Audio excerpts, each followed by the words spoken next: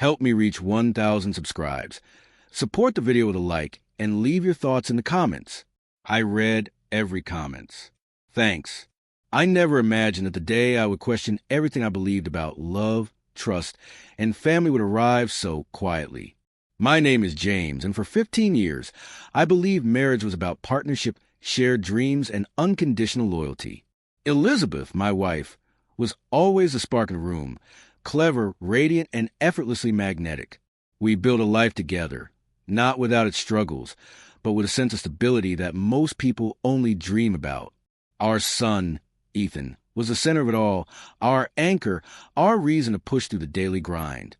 But things began to unravel in whispers, subtle at first. Elizabeth started leaving early for work, coming home late, spending more time on her phone, seemingly distracted by messages she would quickly hide whenever I entered the room. I tried to dismiss it, telling myself that work stress or exhaustion might explain her behavior.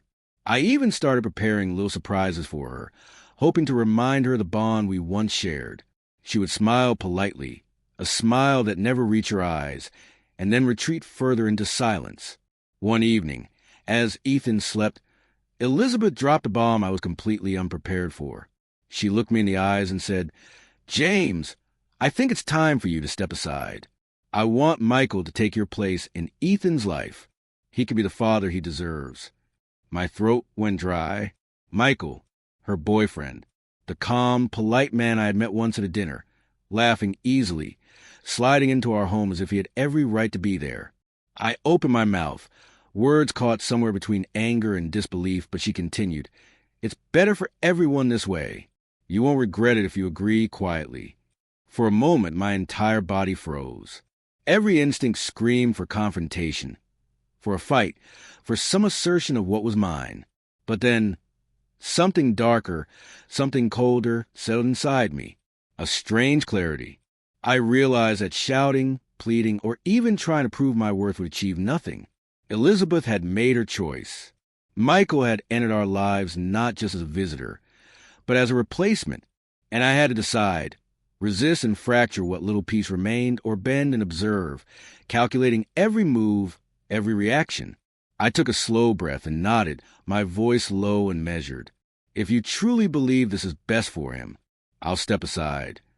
She blinked, surprised at my acquiescence, almost as if she expected a meltdown, a scene, a battle, but I offered none. Silence stretched between us, heavy, suffocating.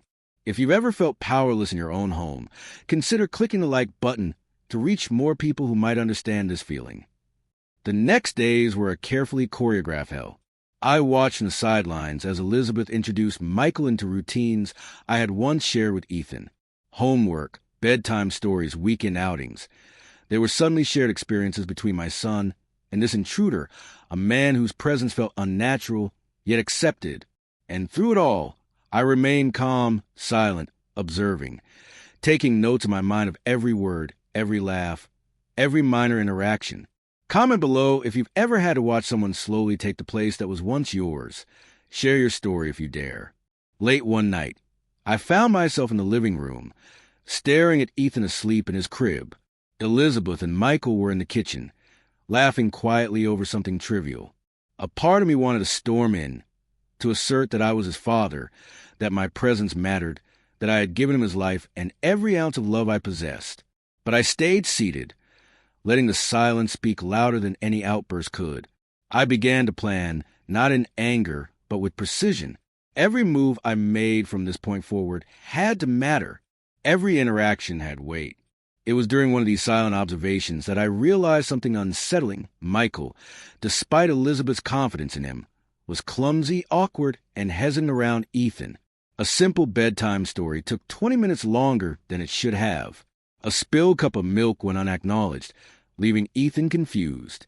Elizabeth laughed off minor mistakes, but I could see the cracks in her carefully constructed facade. It was subtle, almost invisible, but I noticed. I began to catalog every instance, every imperfection, and every moment that reminded me that being replaced was never as simple as she believed.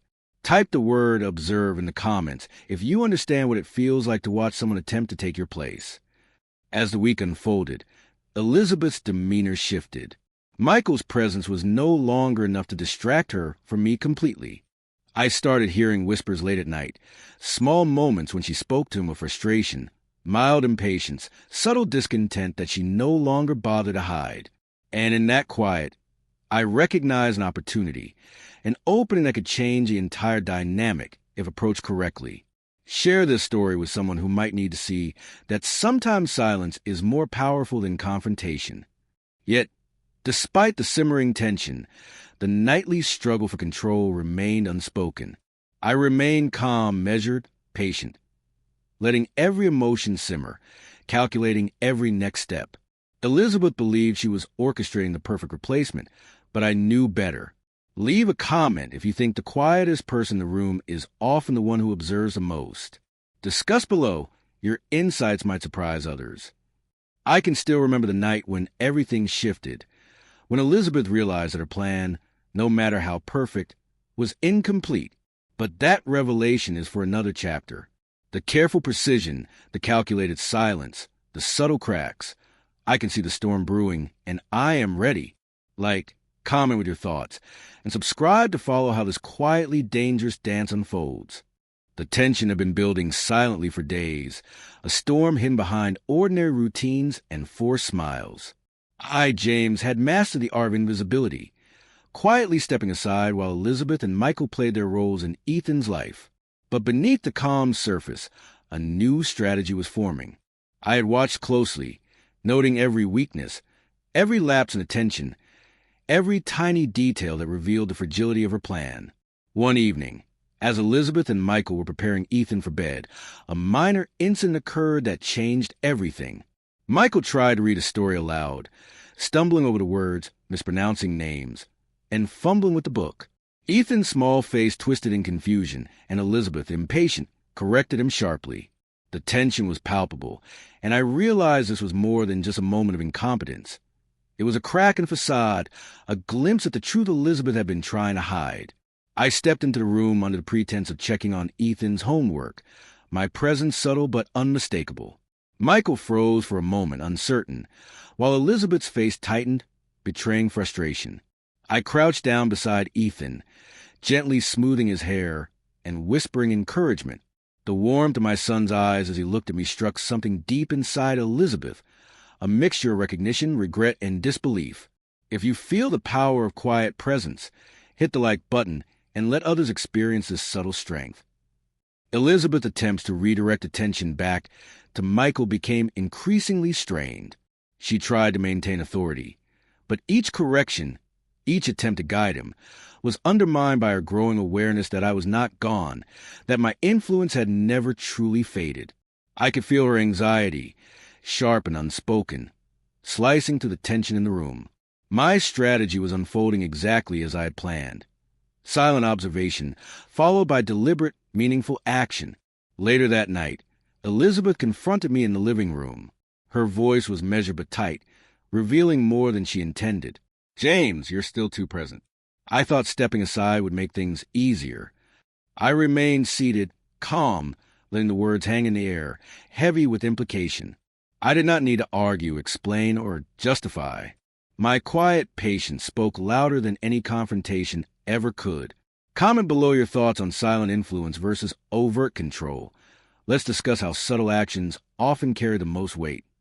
The next morning, I was invited to help with Ethan's morning routine. Michael had overslept, and Elizabeth, slightly flustered, handed the responsibility to me.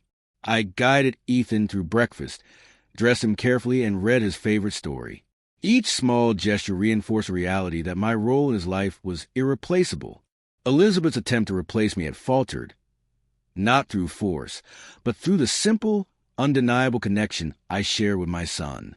Over the following week, the dynamics shifted further. Elizabeth and Michael found themselves constantly negotiating, often in frustration, while I maintained quiet consistency. The contrast between their faltering attempts and my calm, reliable presence became increasingly evident. I had not needed to fight or force the issue. The story had naturally revealed the truth. Type the word connection in the comments if you recognize that genuine bonds cannot be replaced artificially. It all came to a head one evening during a family outing to the park. Michael, trying to assert authority, misread Ethan's instructions and cause a minor accident with a swing set. Elizabeth's irritation flared openly for the first time, and her frustration was palpable. I calmly intervened, diffusing the situation, ensuring Ethan felt safe and secure. The shift was undeniable. Elizabeth's control had crumbled, her plan exposed as fragile and incomplete. I realized then that stepping aside had not weakened my position. It had strengthened it. By the end of the week, Elizabeth's demeanor changed entirely. She stopped attempting to push me out, stopped trying to make Michael the primary figure in Ethan's life. She had underestimated the quiet, steady influence that years of love and presence had created. I, James, had not needed a fight. I had allowed the story to unfold naturally, revealing the truth. Michael remained a part of our lives, but as a peripheral figure, not a replacement. Stability, trust, and genuine connection prevailed.